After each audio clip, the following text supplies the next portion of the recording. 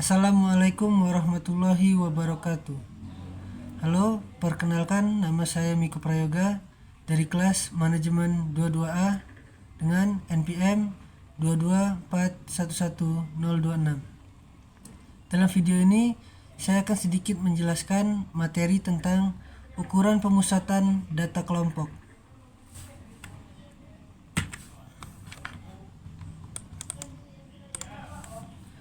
Penyajian data. Misal, kita punya data berupa berat badan 40 siswa-siswi kelas 12. Penyajian data tersebut dapat dibagi-bagi berdasarkan kelas-kelasnya. Seperti contoh kelas 43 sampai 48 kg, kelas 49 sampai 54 kg dan lainnya. Kemudian, dari data yang kita miliki, diperhatikan seberapa sering muncul frekuensi berat badan pada interval tersebut, termasuk batas atas dan bawahnya. Contoh batas bawah pada interval sebelumnya 43 dan 49. Batas atasnya yaitu 48 dan 54. Hal ini yang membedakan antara statistika dasar yang pernah dipelajari semasa SMP. Kita langsung coba implementasi aja. Misal, data berat badan siswa-siswi kelas 12 tersebut secara keseluruhan adalah 48, 51, hingga 73. Jika diinginkan terdapat sebanyak 5 buah interval, maka masing-masing rentang pada interval tersebut mempunyai selisih sebesar rentang antara nilai terbesar dan terkecil dibagi dengan banyak intervalnya. 83 dikurang 43 dibagi 5 sama dengan 8. Pada data sebelumnya, nilai terkecilnya adalah 43. Maka dimulai dari nilai tersebut naik 8 langkah menjadi 51. Lalu interval berikutnya adalah 1 langkah dari batas atas interval sebelumnya, yaitu 52. Dan mulai lagi seperti di awal. Secara keseluruhan, rentang-rentang tersebut yaitu kelas 43 sampai 51 dengan frekuensi 9. Kelas 52 sampai 60 frekuensi 8, kelas 61 sampai 69 dengan frekuensi 12, kelas 70 sampai 78 dengan frekuensi 7, kelas 79 hingga 87 frekuensi 4. Ukuran pemusatan data. Sekarang alihkan fokus kita buat mengamati secara menggali atau mengekstrak informasi dari penyajian data tersebut. Kali ini kita tertarik untuk mengetahui rata-rata berdasarkan penyajian sebelumnya.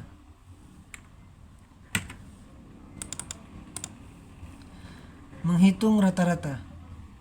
Ide mencari rata-ratanya adalah kita gunakan nilai tengah dari masing-masing interval. Setelah didapat nilai tengahnya, kita asumsikan nilai tersebut sebagai nilai yang merepresentasikan rentang tersebut. Kemudian, kalikan dengan banyak data pada rentang tersebut. Contoh, nilai tengah pada interval 43 hingga 51 yaitu 51 ditambah 43 dibagi 2, hasilnya 49. Nilai yang berada di tengah-tengah antara nilai atas dan nilai bawah. Selanjutnya, mari dihitung semua nilai tengah untuk masing-masing interval, yakni sebagai berikut. Kelas 43 sampai 51 frekuensi 9, nilai tengahnya 49. Kelas 52 hingga 60 frekuensinya 8, nilai tengahnya 56. Kelas 61 hingga 69 frekuensinya 12, nilai tengahnya 65. Kelas 70 hingga 78 frekuensinya 7, nilai tengahnya 74.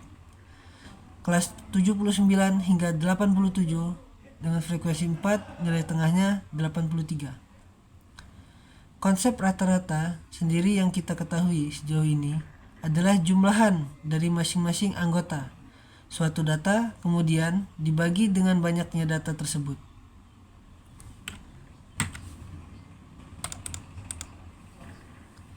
Nah, dalam kasus ini jumlahan data tersebut diwakili oleh nilai tengah dikalikan dengan frekuensinya. Kemudian untuk banyak datanya yaitu jumlahan semua frekuensi. Secara matematis rata-ratanya dirumuskan seperti gambar berikut. Dan dalam hal ini rata-rata dari berat badan sebelumnya adalah 62.975.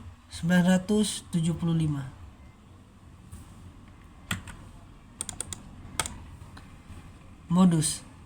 Kemudian untuk mengetahui modusnya, data yang sering muncul dapat dihitung berdasarkan rumus berikut. MO sama dengan TB plus K D1 per D1 plus D2, di mana TB merupakan tepi bawah kelas modus, D1 selisih frekuensi kelas modus dengan kelas sebelumnya, D2 selisih dengan kelas sesudahnya, K panjang kelas.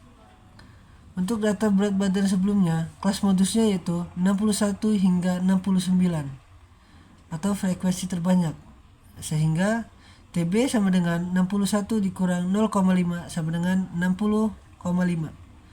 D1 nya 12 dikurang 8 sama dengan 4. D2 12 dikurang 7 sama dengan 5. Dan K 69 dikurang 61 plus 1 sama dengan 9.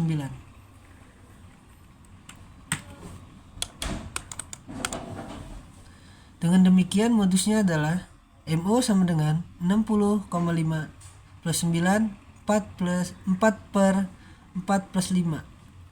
MO sama dengan 64,5. Perhatikan bahwa ada hal menarik di sini. Ingat lagi pada fakta-fakta sebelumnya, bisa saja interval 52 hingga 60 meskipun mempunyai frekuensi 8 tapi isinya 55 sebanyak 8 buah. Sedangkan pada 69 hingga 61 isinya beragam semua. Jadi masih ada jaminan modus. Hasil perhitungannya belum tentu mewakili nilai yang sering muncul sesungguhnya. Median. Selanjutnya kita akan coba mencari mediannya, alias nilai tengah dari keseluruhan data. Untuk mengetahuinya dapat dimanfaatkan rumus sebagai berikut. ME sama dengan TM plus K N per 2 dikurang F dibagi FM.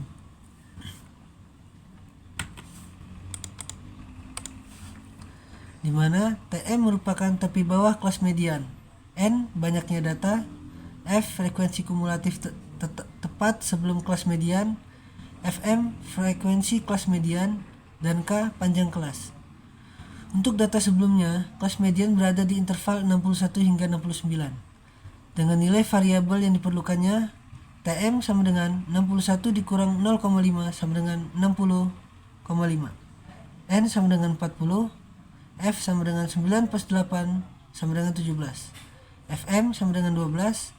Dan K sama dengan 69 dikurang 61 plus 1 sama dengan 9. Nilai mediannya adalah ME sama dengan 60,5 plus 9, 40 per 2 kurang 17 dibagi 12. Maka hasilnya ME sama dengan 67,25.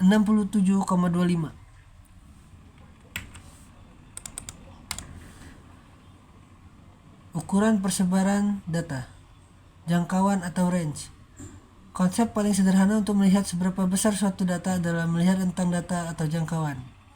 Untuk data tunggal bisa dicari selisih antara data tertinggi dengan data terendah.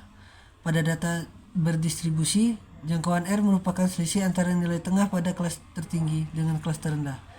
Pada data berat badan sebelumnya, jangkauannya adalah R sama dengan 87 plus 79 per 2 dikurang 51 plus 43 per 2 sama dengan 36. Simpangan rata-rata. Nampaknya jangkauan saja tidak cukup untuk mempresentasikan persebaran data. Ingat, bisa saja data berkumpul di sekitar nilai tertentu.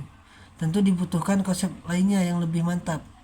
Oke, kita lanjutkan dengan konsep simpangan rata-rata.